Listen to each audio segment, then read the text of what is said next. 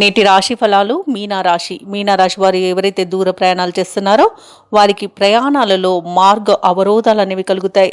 అలాగే వాహన ప్రమాద సూచనలు కనబడుతున్నవి కాబట్టి కాస్త జాగ్రత్త వహించండి.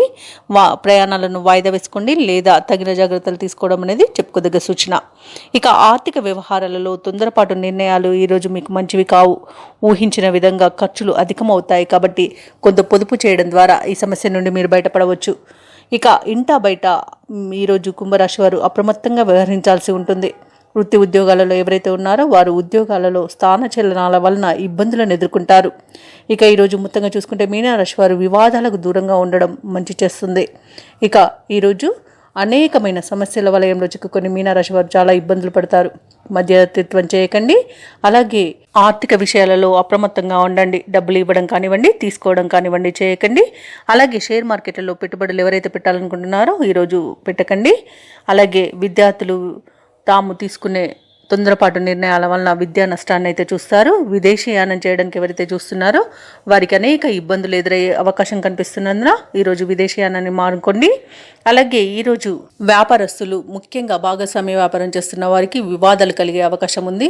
భాగస్వాముల మధ్య వచ్చే మనస్పర్ధల వలన ఈరోజు వ్యాపారం అనేది దెబ్బతింటుంది. అలాగే ఉద్యోగస్తులు ఎవరైతే ఉన్నారో తాము పనిచేస్తున్న చోట చేసిన తప్పిదాల వలన అలాగే ఉన్నతాధికారులపై నోరు జారడం వలన ఉద్యోగాన్ని కోల్పోయే అవకాశం అయితే కనిపిస్తుంది.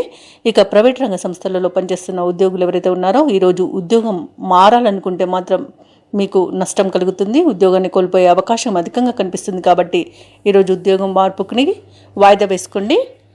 ఇక మీనరాశి వారికి ఈరోజు కుటుంబంలో లేనిపోని చికాకులు అనేవి కలుగుతాయి. ముఖ్యమైన కార్యక్రమాలన్నీ కూడా నిరుత్సాహపరుస్తాయి. ఆస్తి విషయాలలో కొంత నిరాశ అనేది చెందుతారు. బంధువుల ద్వారా సమస్యలను ఎదుర్కొంటారు. ఇక మీనరాశి వారు ఈరోజు పుణ్యక్షేత్రాలను సందర్శిస్తారు. దేవాలయాలను సందర్శించినప్పుడు మీరు ముఖ్యంగా గుర్తుంచుకోవాల్సింది మీ ఇష్టదైవం యొక్క ఆరాధన అనేది మీకు మంచి చేస్తుంది కాబట్టి తప్పకుండా దిశగా ప్రయత్నించండి. ఇక వ్యాపార వాణిజ్యవేత్తలు ఎవరైతే ఉన్నారో వారు వ్యాపారాలలో ఆచితూచి వ్యవహరించాల్సి ఉంటుంది. ఇక ప్రభుత్వ ఉద్యోగస్తులు ఎవరైతే ఉన్నారో విధి నిర్వహణ ఈరోజు వీరికి సవాల్గా మారుతుంది. రాజకీయవేత్తలు, చిత్ర పరిశ్రమ వారికి విదేశీ పర్యటనలు వాయిదా పడతాయి.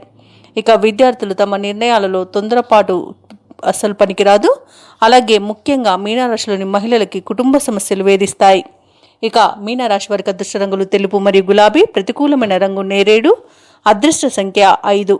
ఈరోజు మీనరాశి వారు వినాయక అష్టోత్తర శతనామావళి పఠనం చేయండి. అలాగే శివాలయ దర్శనం చేసుకొని శివాభిషేకం చేయించుకోండి. మీకు మంచి శుభ ఫలితాలు కలుగుతాయి. అలాగే పనులలో వచ్చే ఆటంకాలు తొలగిపోతాయి. ఈ వీడియో నచ్చినట్లయితే లైక్ చేయండి, షేర్ చేయండి, అలాగే సబ్స్క్రైబ్ చేయడం అస్సలు మర్చిపోవద్దు. అంతా శుభమే జరుగుతుంది.